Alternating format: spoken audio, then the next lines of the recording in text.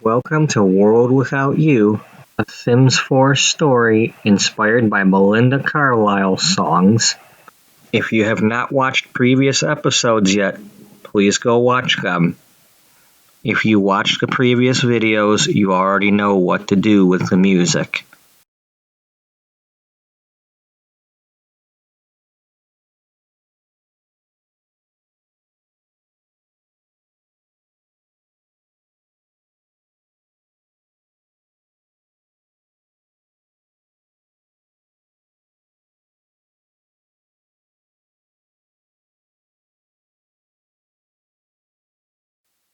Tiffany, I'm going to give you my number. I want you to call me or text me if you need anything. Thank you, Fiona.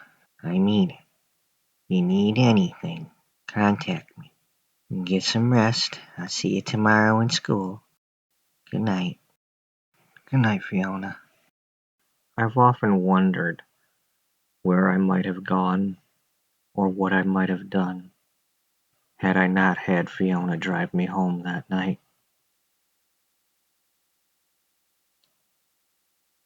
But I'm thankful that I had her in my life and that I did end up home. When I got there, I was still furious. I'm sure by now you realize that your mother is a very passionate, emotional person. I'm not normal. Far from it. But I also try to think of myself as a kind person. I try not to hurt people. It really hurts when people that you care for can be so cruel. Even if they didn't know they were being so cruel. But this hurt.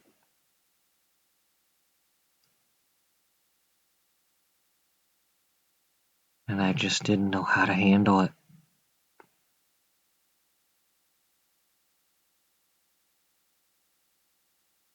I was just angry. And I was hurt.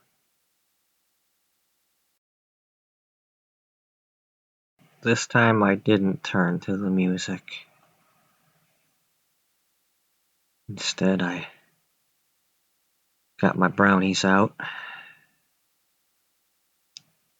And I went to the living room to eat one of them and watch some TV. And when I was done, I went to wash my hands and get a glass of milk.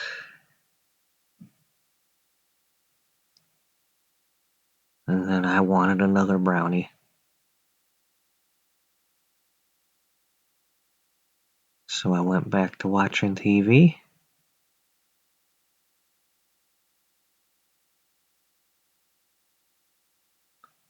And I ate all of them. I still don't know how I ate all those brownies. But to this day, I can still feel them in my stomach.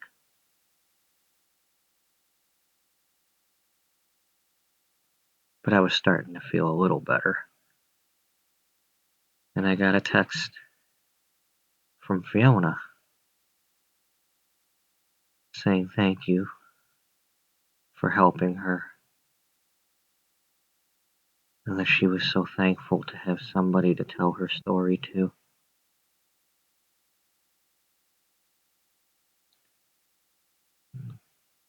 Suddenly my mind switched from thinking about myself and my problems to her story. I wish there was something I could do to help her. Such a shame. She really loved him. I couldn't help but feel in my heart there was something more to this. I wasn't one to meddle, but I felt compelled to at least try to look him up. And suddenly I found myself sitting in front of my laptop, trying to search everywhere. I put in Manfred Quinn. I didn't find much. I kept trying. So I put in the English version of Simhu and searched for him, and he had a profile. I couldn't believe what I was reading. I couldn't believe what he had written. If I recall correctly, Belle, it said, "Fiona, I'm so sorry. I never meant it how it came out. I tried to look for you, but you had already left. Your paper wouldn't tell me how to reach you. I don't know your last name. I hope you and the baby are doing well. God, I'm so sorry. I need to find you and make this right. I love you." Wow, Mom, that's so sad. Bill, what do you think I did about that? What would you have done? I would have wanted to help her. Exactly. But I wasn't going to just tell her about it. I needed to contact him first. I needed to make sure he wasn't going to hurt her again. He needed to mean what he said. It wasn't going to be the wrong words this time. I spent about a half hour trying to type out the right email to send him. I wanted to try to be anonymous. I didn't want Fiona to think that I broke my promise. I promised to be confidential with her, and I was breaking it. But I needed to contact him. I must have said something about a friend looking for a friend, or something made up. But when I sent the email, it came back as a failed delivery. His email address wasn't in service anymore, and I couldn't find anything else. It took me a few minutes to get over that devastation. But then I thought, I need to look up Fiona, see what I can find on her, in case I ever do contact him. I might need them to find each other on the internet. But I didn't find anything for Fiona Kimbrough. Nothing at all on the internet. I didn't see her on the school's website. When I looked up Lexi's, she was just listed as Fiona without a last name, and there was no picture. It looked like the internet was a lost cause. I printed out his profile, and I printed out Lexi's page, just in case I ever needed both. So I went back to watching TV. I was a little more relaxed. I texted Fiona back and said that I had a good time too, and that I was so happy that she listened to my story too. And I was glad she was helping me. I couldn't help but feel this nagging feeling, though. It was some weird deja vu thing. One thing was for sure, I wasn't going to be making any trips to London anytime soon to try to find him. Thankfully, I ended up falling asleep on the couch. I don't think I would have slept if I tried it in my bed. There was just too much on my mind. Too many emotions. And then I woke up, and it was the next day. I wanted to make the best of it. I needed to try to do something positive. I had to try. The weather said it was supposed to be sunny, so I decided I'd wear my floral dress. And then I went outside to wait for Ivy. As she came around the corner, I could see that Harold was with her. She also looked to be in a pretty good mood, so he must not have been bugging her. She was wearing a nice dress, too. I just had to compliment her on it. She said she had bought it the night before. I was surprised to see Harold wasn't wearing his old school jacket. He had on a red flannel instead. I was pleasantly surprised with how calm I was.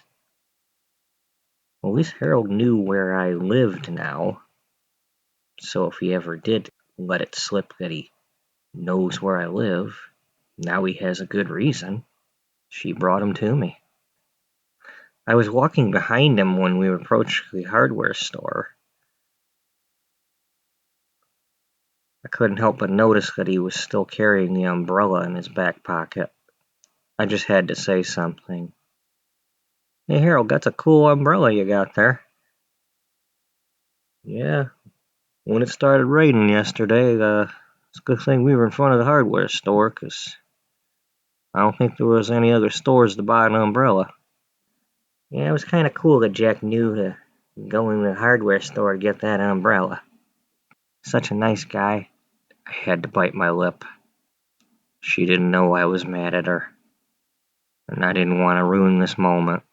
Finally, I could talk to him and feel a little bit of comfort, or at least as much as I could expect, given how the situation kept changing. But it was a good day so far, and I hoped it would stay that way.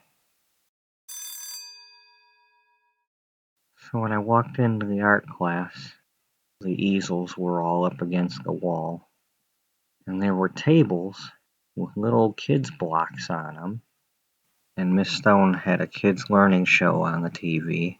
I'm sure everybody was wondering what was up with the kitty blocks, but I'm sure Miss Stone was going to tell us, and soon enough she started to. "Okay, everybody, we're not going to do any painting today, so you don't have to worry about changing. Thought we'd give the aprons a break for a day." Ivy interrupted her and said, "We're not really going to play with blocks, are we?" Miss Stone said, "Yeah, we are." "Seriously?" "Yes, we're going to play with blocks." "I thought this was some sort of art class. Why are we playing with kids' toys?" "Young lady, because I'm the teacher and this is my assignment for the day. Building is a form of art, and I want you to use your imaginations and I want you to build. If you don't want to do the assignment, you can go somewhere else." I almost let out a laugh, but then I saw the disappointed look on Harold's face, and I choked up a bit, and I held it in. And then Miss Stone said, "We're going to pair up." And I saw my chance and said, "Harold, you want to come over here and build?" He said, "Yeah, sure." Dean and Marissa paired up, and before Ivy had a chance to gripe, Miss Stone said, "Ivy, you're going to build with me. Each table has some books with some ideas in it. You can choose to work with those or come up with your own. You can either work together or work alone. It's up to you. Just let your imaginations flow. See what you can make." "Is there anything you'd like to make in particular, Tiff?" "Well, Harold, not necessarily. Anything you can think of?" "Oh, I'm just kind of going with the flow here. How about maybe a castle?" "Yeah, that sounds good. What color should we do?" "Well, what colors you got?" It was so nice just chatting with him and doing a project with him again. Didn't really matter what the project was. I was surprised that Ivy wasn't building a jail cell the way she acted like she was in a prison. It seems like the other two groups followed some instructions. They ended up making the same thing. Harold and I eventually made a castle. After we finished, Miss Stone came over and looked at our castle. Ivy just kind of stood with a dazed look on her face. Then Miss Stone went and sat at her desk for a minute. Ivy decided to try to smooth things over with her and apologize. I was happy to see that. And then we played around with some action figures. And then Miss Stone decided to give us a different assignment. She told us the story of Apollo 13, how Mission Control had to relay instructions up to the crew on how to build their carbon dioxide filter. And that sometimes you can't see what somebody's describing. You can only go by their description. So one of us sat in a chair facing the other way, reading instructions on how to build something, and the other had to try to build it without knowing what it looked like. Everyone seemed to really enjoy it and did a good job. I was expecting to get an earful from Ivy about partnering up with Harold, but she stopped us in the hallway and continued griping about Miss Stone instead. Can you believe she made us play with blocks? I can't believe that. We're not kids. Yeah, Ivy, I understand, but teachers have reasons for giving assignments, and sometimes you just gotta go with it. Can't always get upset about everything. I know, but seriously, did we really have to play with blocks? Come on now. Well, what would you do if it was a kid asking you to play blocks? That's different. And what was with the kiddie show on the TV when we walked in? I was expecting she was going to make us watch that. Well, what would you have done if she made you? You just have to wonder what she's going to make us do tomorrow, or for the rest of the class.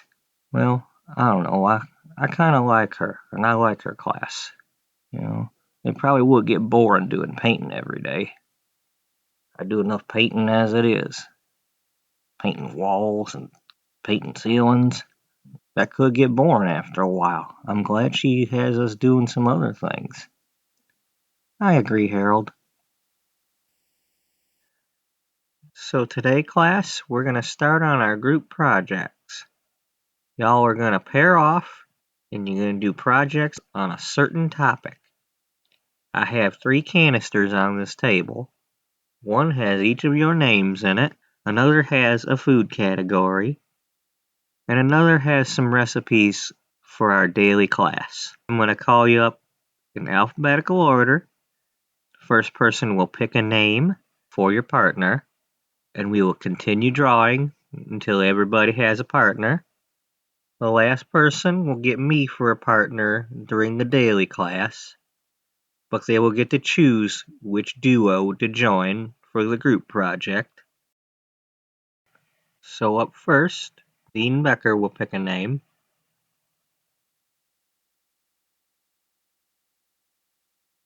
Dean has chosen Marissa Mendez.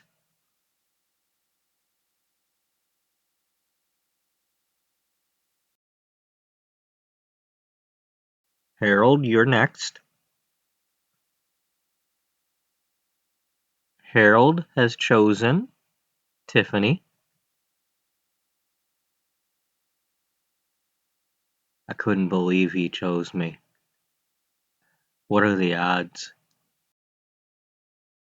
Ivy, you're next. Ivy chose Jamie. So that means Maribel doesn't have a partner. Maribel, which group would you like to join with? I'm going to join with Jamie and Ivy. All right. But for today, you're going to bake with me. So now we're going to choose the projects. Maribel, go up to the red can and choose a project. And we're going to go in reverse order and have the partners choose. We got breads. And then Tiffany.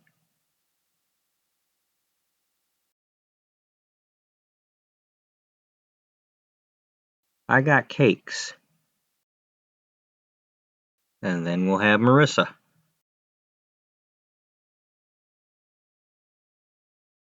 I got cookies.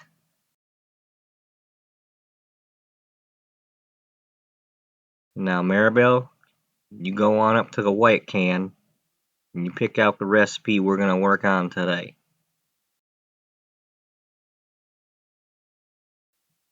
Alrighty. Today's recipe is going to be chocolate chip cookies. Now I'm going to have y'all go pick from them books up there.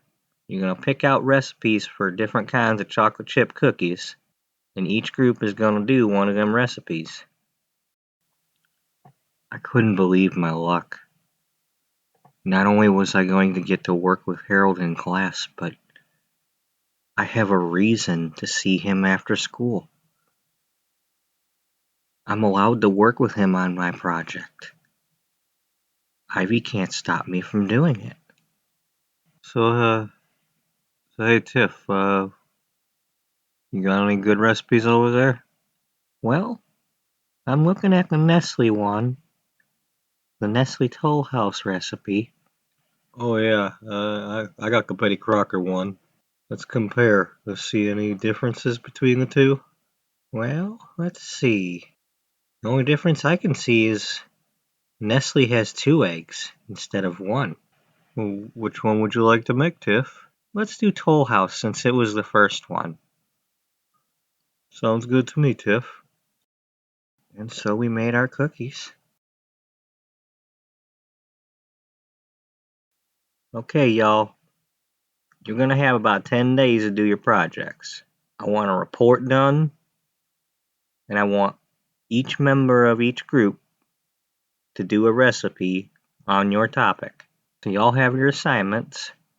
So every day we're gonna come in here and we're gonna pick new partners for the daily baking for the first part of the class. And then for the second half, y'all will go back into your groups and work on your projects. You're all welcome to work on them on your own time too, if you need to go to the library or something. So 2 Mondays from now, y'all come in and give your reports. And then the next day, we're going to start doing baking. Up next was lunch. It was weird. So strange how the events unfolded. I was paired up with Harold, and I would be spending time with him. But at the same time, I noticed that Ivy seemed to be ignoring us. I had expected Ivy to say something at some point about not being able to pair up with Harold or Jack, but she just strolled off with Jamie and left us alone. Did she care? Did it matter to her? Or was she just too busy? In the meantime, I tried my best to just maintain my cool. I had a chance to talk to him, and I didn't want to blow it the way I did with Grant. I wanted to be Harold's friend first. I wanted to get to know him. I didn't want to assume things about him. Lunch was going to be the first chance I'd have to just sit and chat with him, with no classes telling us what to do.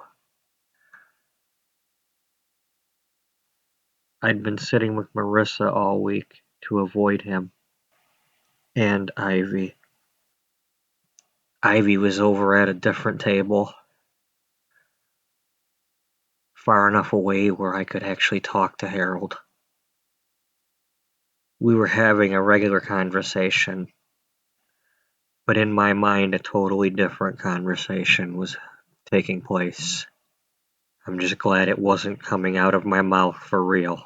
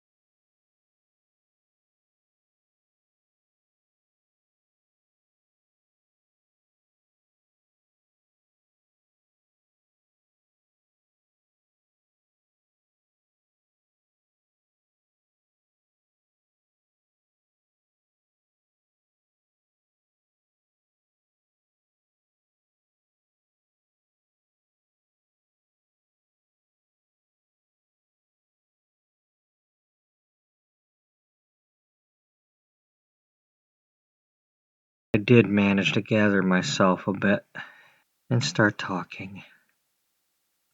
So, Harold, have you visited your aunt often before you moved here?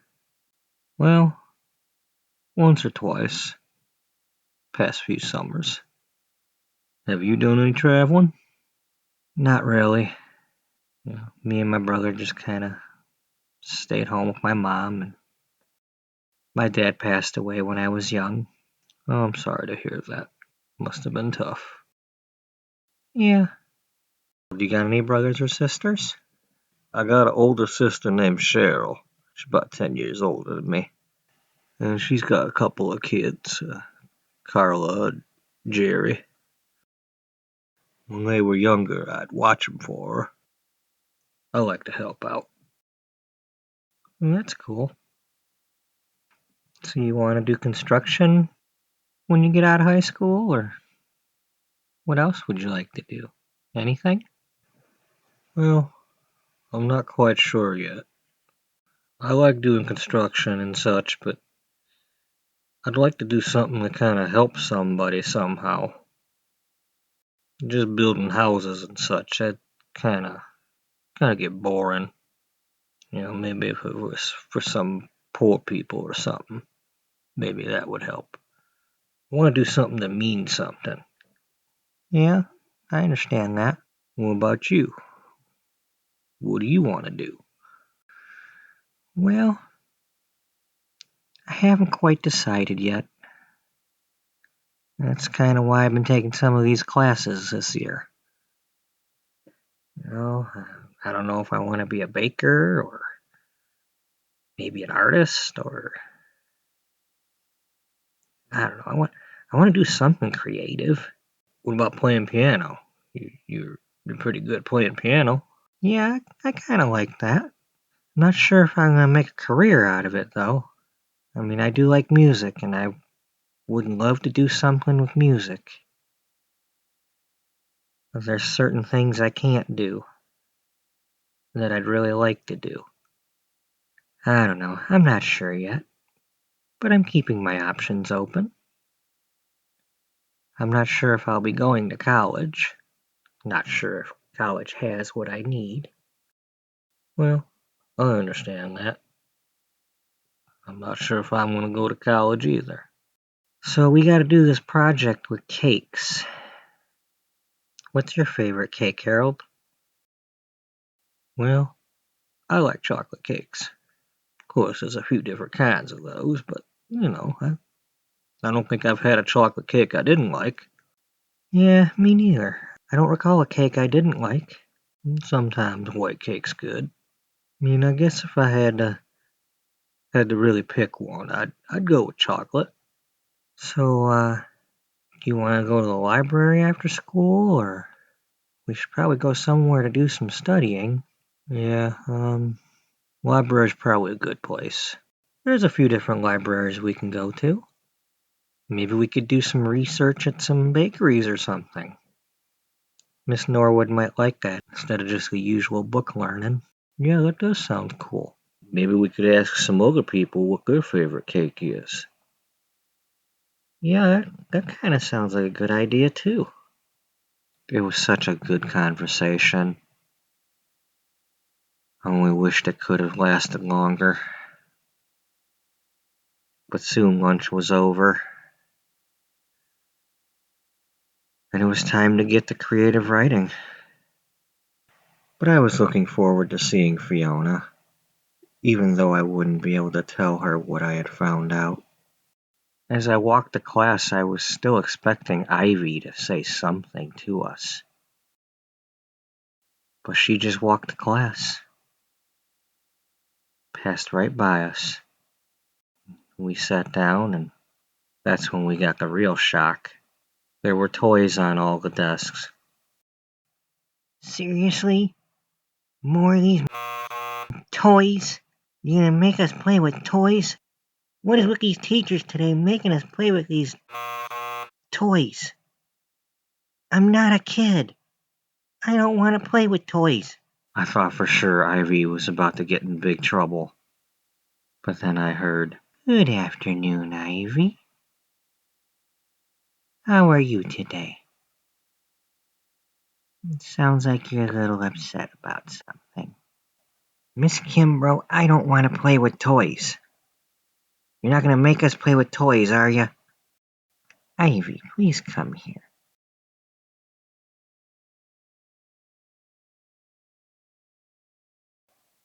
Did you enjoy your lunch?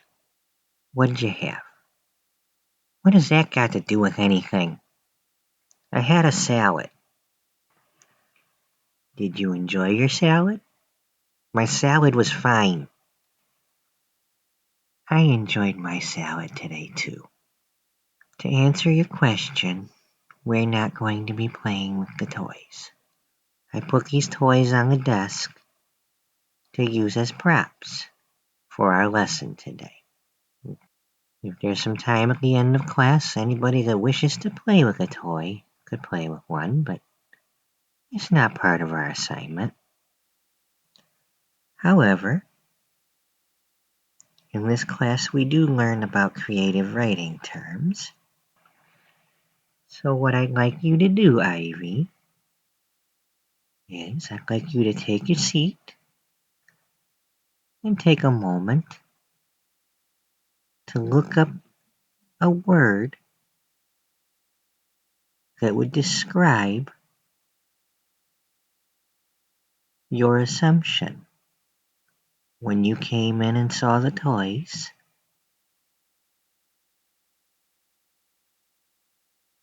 there's a word for that in writing. I'll give you a few minutes to look that up and see if you can find it, and then we'll give someone else a try. So, everybody try looking for that word. Couldn't believe how Fiona handled that situation.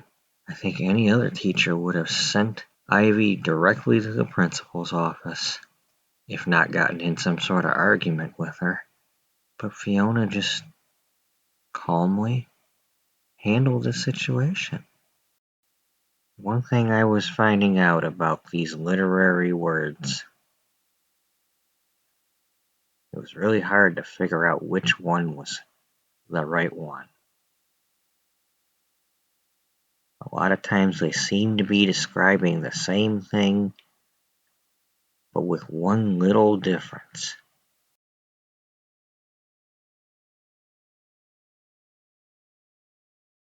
So before I ask Ivy if she knows the word, I'd like to describe the situation.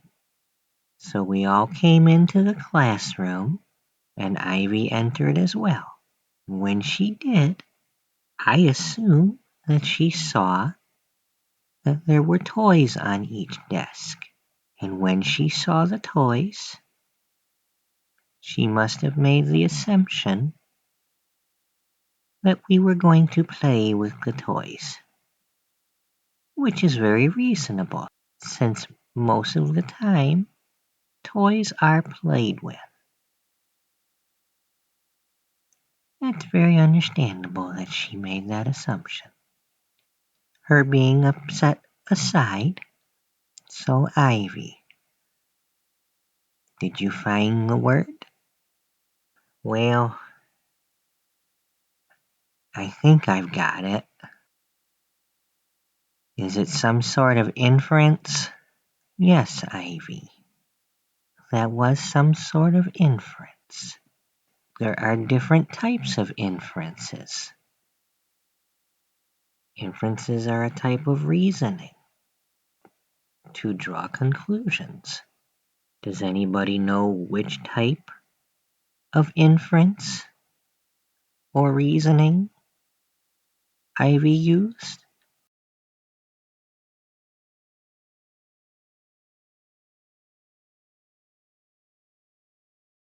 Was it induction?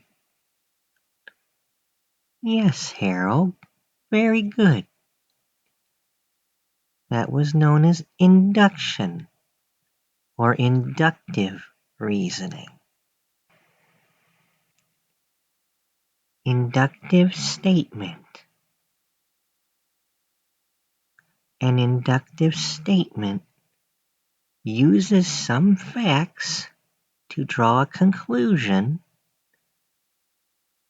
which may actually be true, but still has a chance of being false. And in this case,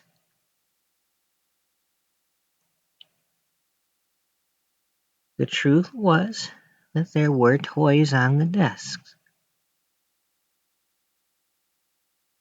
and Ivy reached a conclusion that since there were toys in the classroom, we would probably be playing with them.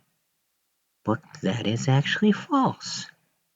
Today we're going to talk about alliteration. Can anybody tell me what alliteration is? Miss Kimbrough? Yes, Tiffany. Is it repeating the same starting consonant sounds? Yes, Tiffany. It's two or more words in a sentence that repeat the same consonant sound. It's not the same consonant, but the sound of the consonant. Like kitty cat. They both have a k sound, but they do not both start with C or K. It's kind of like tongue twisters. Tongue twister is alliterative, just like the phrases they describe. Some of you here in class have names that are alliterative. Harold Harrison, Marissa Mendez, Maribel McFadden. Your names all have alliteration.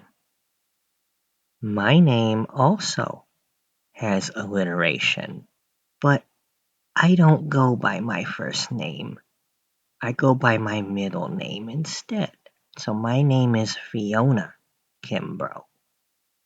But my real first name starts with a C and has a K sound, just like Kimbrough. I couldn't believe it. Maybe that's why Manfred couldn't find her. Maybe she had to use her real name when she traveled. Or maybe she gave the French paper her real name. She might also be using her real name online. But I didn't want to pry. I didn't want to ask her why she wasn't using her first name. I'm sure she had a really good reason, and Fiona is a very private person. I wouldn't be asking her right now, but as fate would have it, some people are just too curious. That's when Maribel said, "Did somebody make fun of you for your name? You're always making fun of me." I'm sorry to hear that, Maribel. I like your name. And yes, that is what happened. My mother named me after a singer that she really liked. And I like that singer too. But there were also TV and movie characters with the same name or a variation of the name. And other kids in school would tease me because of that. When I moved to a different town and went to a different school, I started using Fiona. And even though some kids would still call me Fifi, or they would mock me and say, Fee Fi Fo Fum, it wasn't as bad as the other characters they were comparing me to. I also had some friends at the new school, so I wasn't alone. And after a while, some of those kids stopped being so mean, and some even became my friends. I felt bad for her, but at the same time I was trying to guess her name. There had to only be a few singers with the initial CK. It didn't take long for me to pick out a really good one, but I didn't want to say it out loud. So instead, I wrote down on a piece of paper, CK, you've got a friend. And then I took it up to her to see her reaction.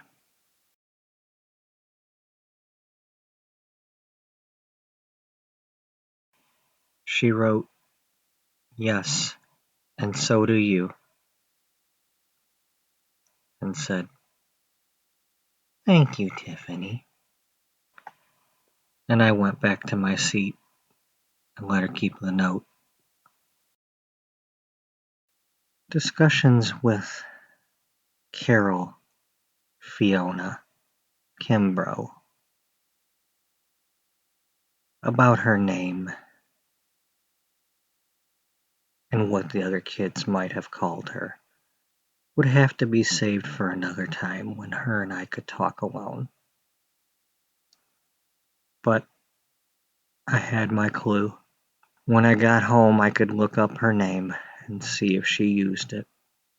It was at least something that I didn't have yesterday. Of course, someone just had to ask. So what was that all about? Maribel? That was some clever and kind correspondence, which I will keep confidential. Wow, that was some awesome alliteration, Miss Kimbrough. Thank you, Ivy. I've had a little practice. I like your awesome alliteration, too. So, Maribel, did you come up with some alliteration for your boat? The poor paddle boat sank in the puddle. Very good, Maribel. Ivy, how about you? The red robot ran around the racetrack. Although my robot is pink. That's okay, Ivy. You did excellent. Marissa, how about you?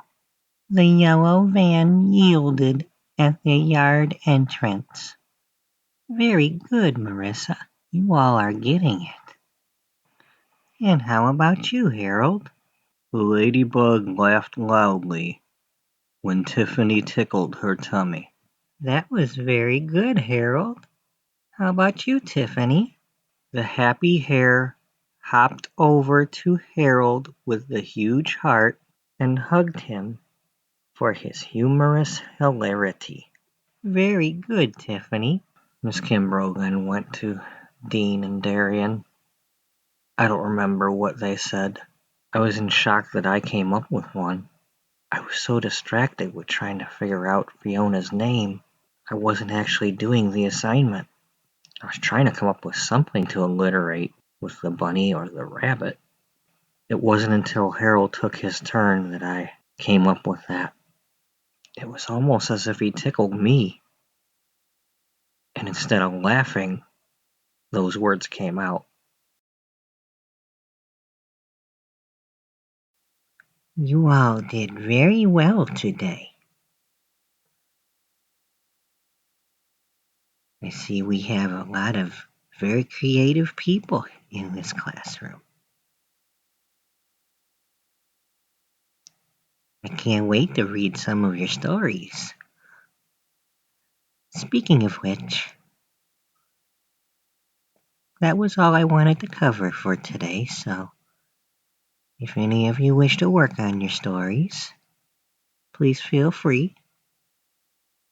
Or, as I mentioned earlier, if anybody actually wants to play with a toy, you can do that.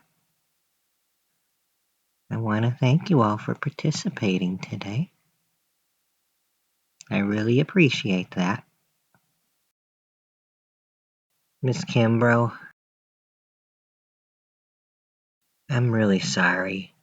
I didn't mean to have such a bad mood when I came into class today. I've been kind of a downer all day, ever since art class.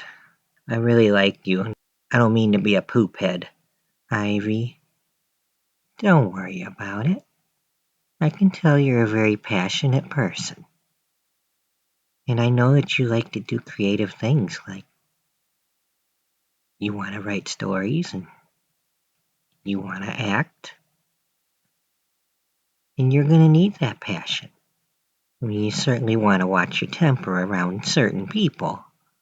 You never know who's going to really get upset. But I'm kind of a mellow person, so it takes a lot to upset me.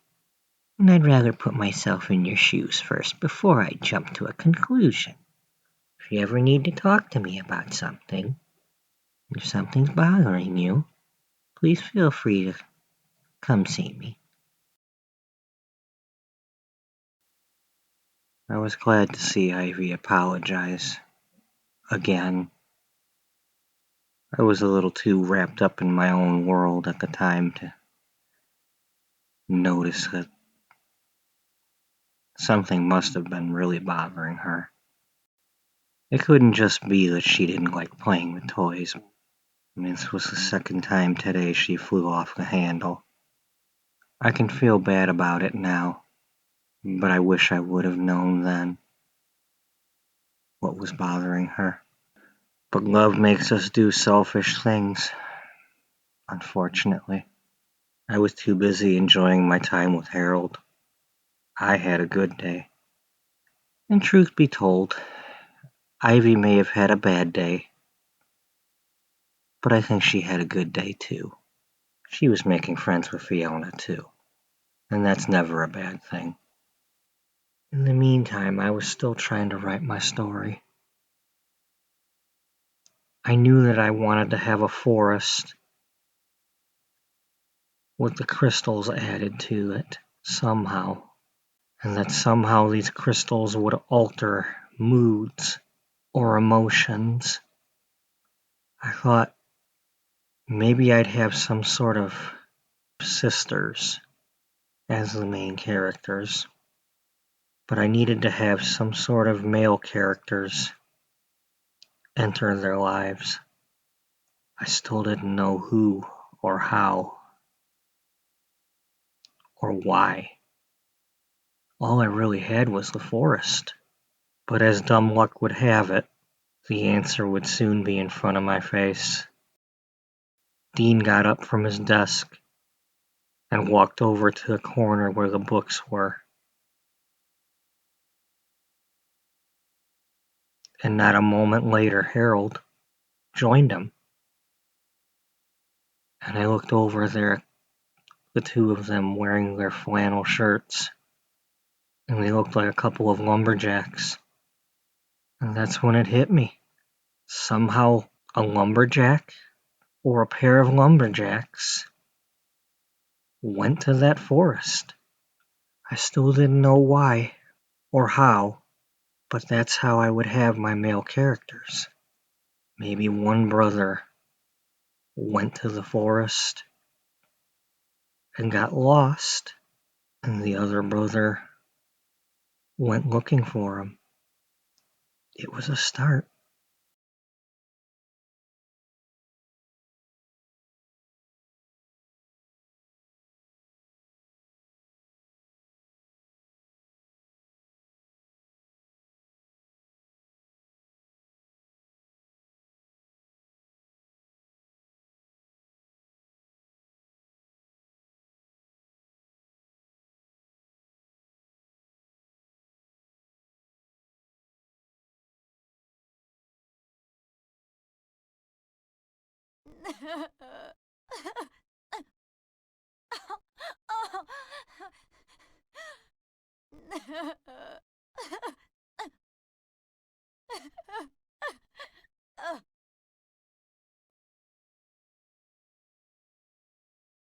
I'm sorry you're having a bad day, Ivy. Oh, Harold, it really has been the worst. So that's how it was gonna be. Miss Drama Queen was gonna fake cry for Harold to get his attention and his affection. She wasn't fooling me, not by a long shot. Looking back on those days, I didn't really remember much from my other classes.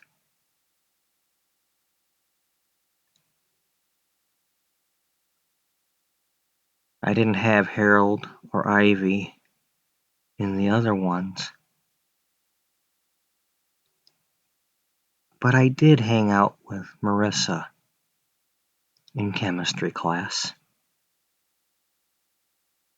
I don't remember much about that class except talking to her. I don't remember who my teacher was. I don't remember who else was in the class, but it was a good place for me and Marissa to catch up. We didn't talk about a whole lot. I wasn't really telling her much about what was going on with me. Fiona's really the only person that I was telling anything to, but I do remember that this day I did have something to talk to Marissa about.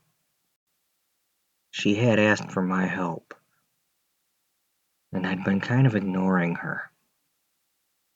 Not on purpose, but I just hadn't gotten around to it. And I think she was a little busy herself. It seemed every time I saw her that week, she was talking to Dean, or at least sitting near him. Sometimes they'd be arguing, sometimes they'd be best of friends. I just couldn't tell what was going on with those two. One thing I noticed from my conversations with Marissa, we could be having a really good one, and just out of nowhere, she'd say something really awkward and sometimes insulting. Not just with me, but with other people too.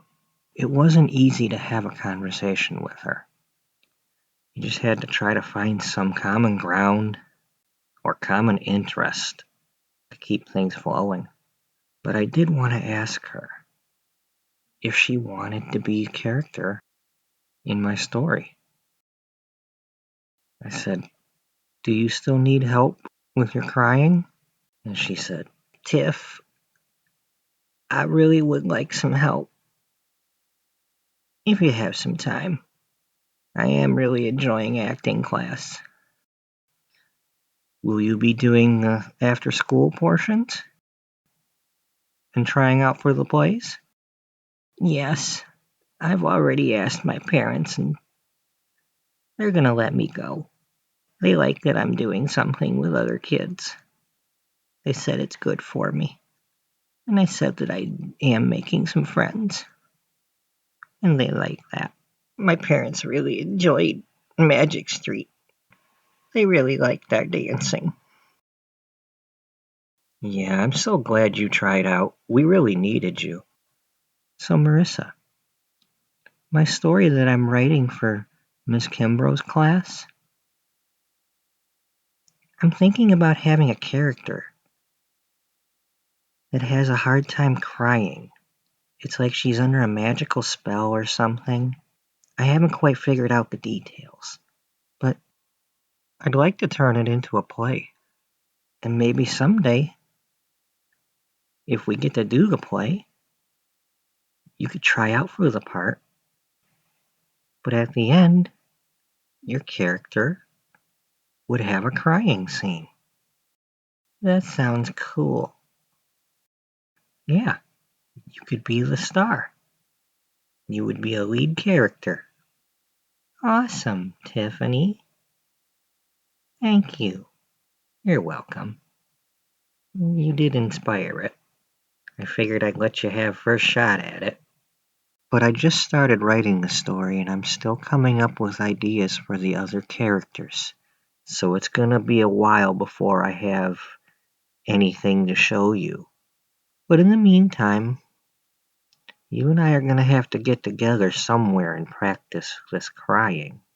It'll need to be somewhere kind of private, because otherwise people will be wondering what we're doing. Probably not gonna help if people keep interrupting, asking us what's wrong. "Yeah, that would be embarrassing." "Yeah, It totally would be.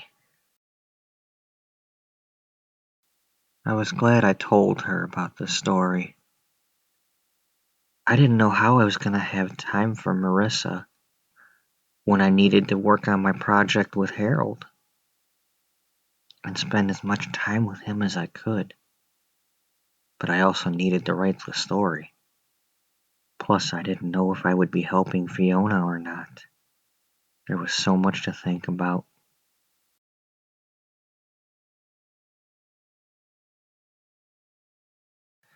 When I arrived at drama class, Ellie was sitting in a chair.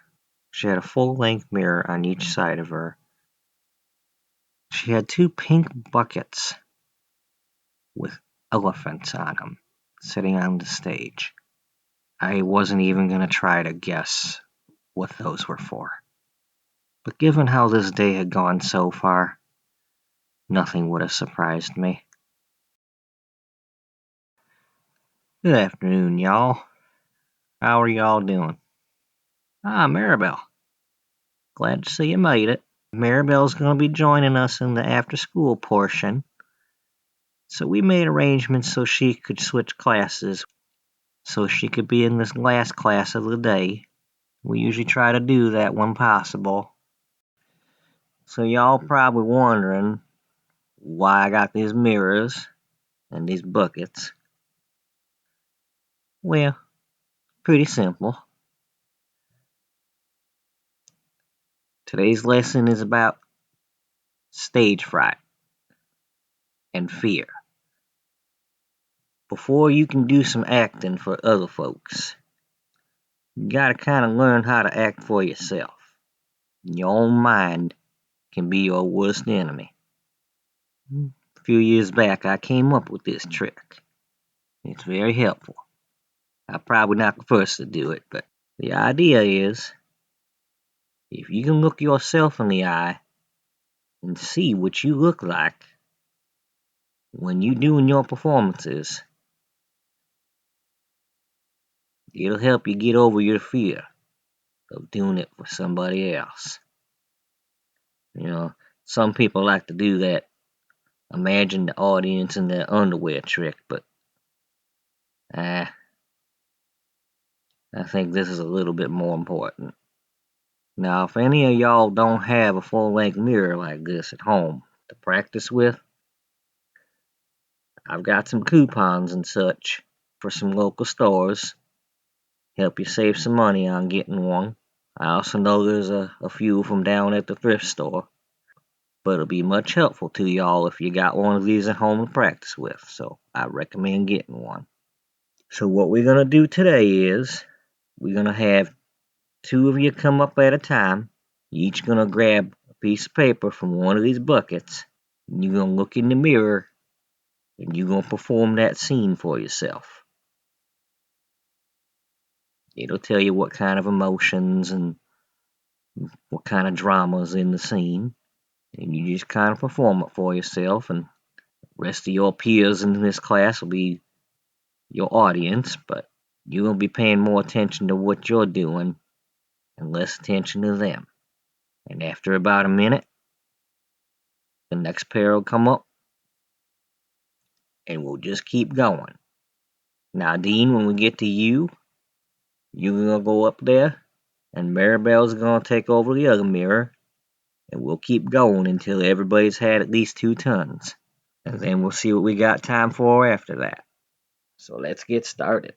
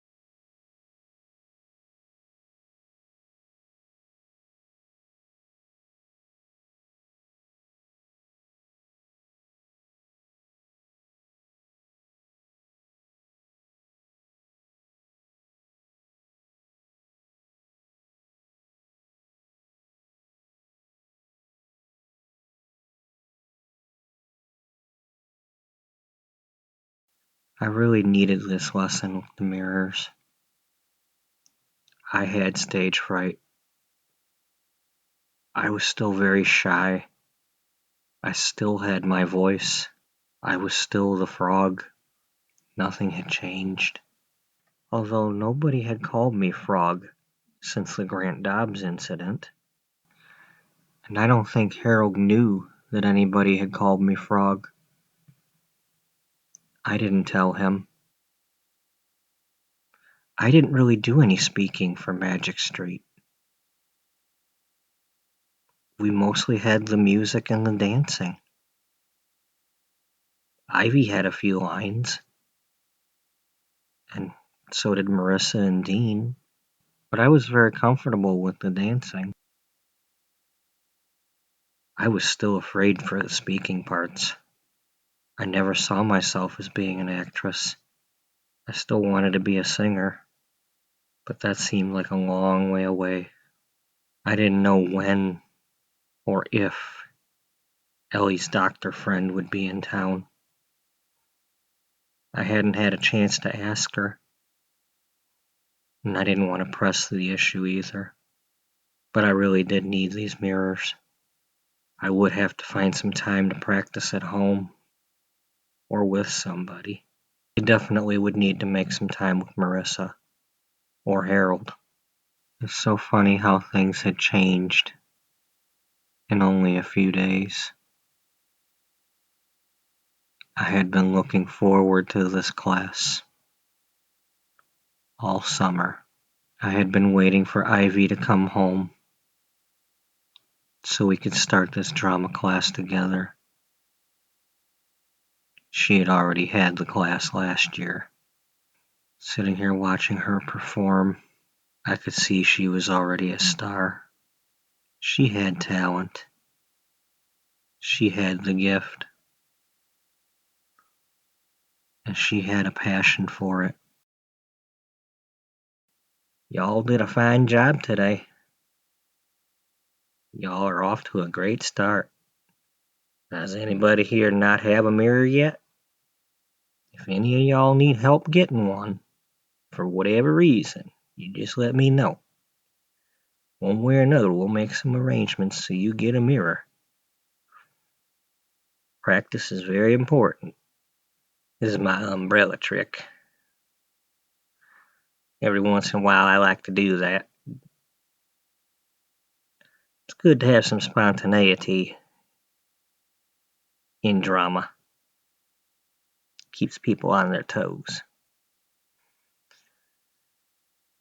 Yeah, we just gonna finish class here. I'm gonna go do a little number for y'all.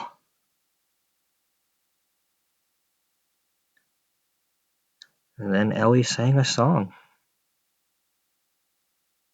You did an awesome job. I don't remember what the song was. I'm not sure if I had heard it before.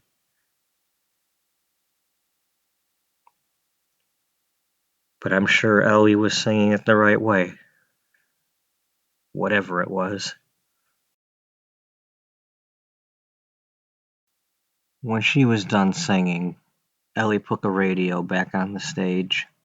And she said, I'm gonna play a couple songs for y'all. A couple of my favorites. These are a couple of tunes by Irene Cara. Up first, we're gonna have the song Fame from the movie and TV show of the same name. Although they had somebody else doing the song for the TV show, because Irene wasn't in it. And then we're gonna have her singing What a Feeling from the Flashdance movie. Hopefully y'all enjoy these. Ellie had the radio up fairly loud, and everybody was really enjoying these songs. So much so that an announcement came through on the loudspeaker. Nobody even really noticed. Any other year it wouldn't have been important to me. But I would soon find out that this year it was important.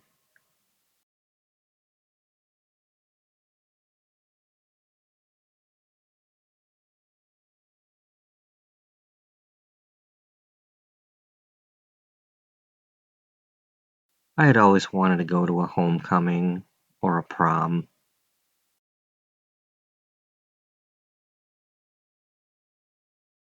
I never thought I'd be lucky enough to actually be asked to go.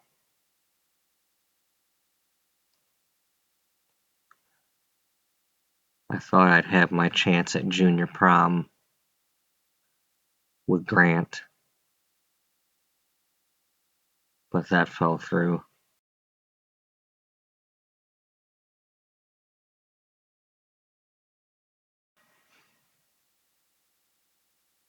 The bell rang just as the song ended.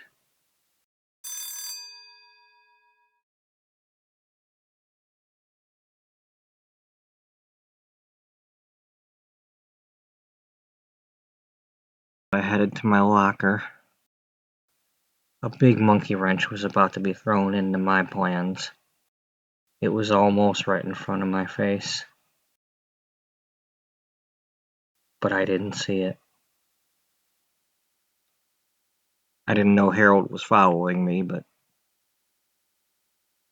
when we got to my locker, I started to ask him where we were going and when, but before I could really get into the subject, Ivy came over and was looking at something behind me, and then she interrupted us. Jack, it looks like you changed the date for the homecoming dance. You're taking me, right? He almost hesitated. Yep, I'm taking you. Good, 'cause I got plans for that. And then she flirted with him a little bit, and they walked away. Another punch right to my heart. I didn't know how many more of these I could take.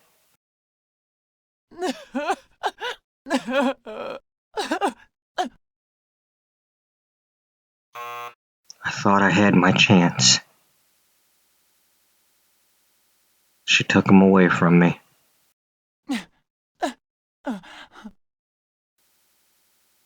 And no matter how much I thought he was gonna tell her that it was over, it seemed like it just wasn't gonna happen. I don't know if he was in love with her or not, but he was too nice to break her heart. And I can't really blame him for wanting to go to the dance. Let's face it, Ivy's a knockout.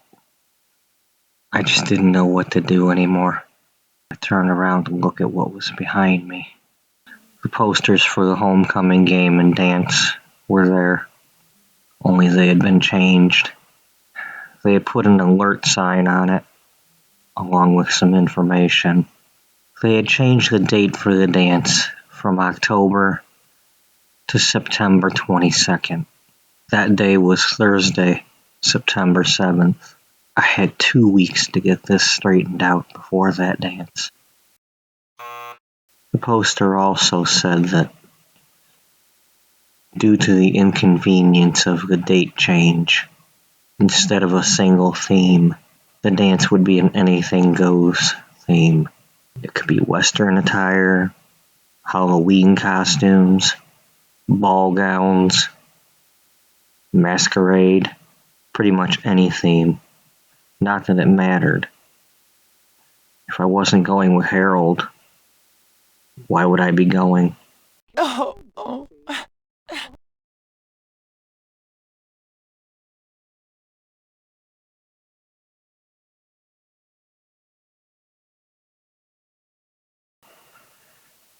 Thank you for watching episode 6 of World Without You.